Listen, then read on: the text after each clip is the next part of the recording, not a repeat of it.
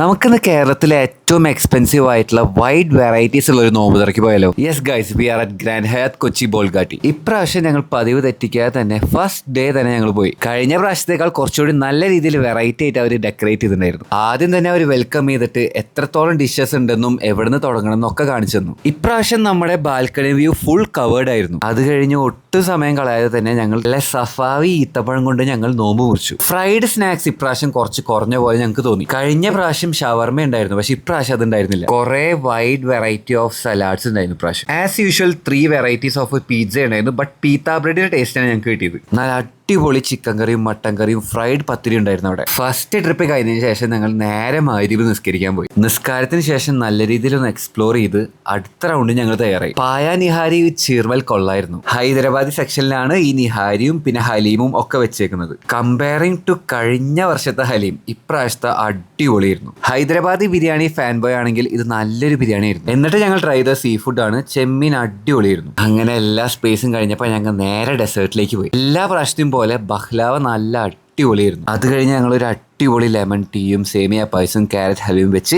പരിപാടി അങ്ങോട്ട് അവസാനിപ്പിച്ചു. മാഷാ അല്ലാഹ്, അടിപൊളി ഇഫ്താറായിരുന്നു ഇപ്രാവശ്യത്തെ. പ്രൈസിനുള്ള ഫുഡ് ഇല്ലെങ്കിലും ഒരു once in a lifetime experience തന്നെയാണിത്. അപ്പോൾ അടുത്ത വ്ളോഗിൽ കാണാം. Follow for more at Bites of India.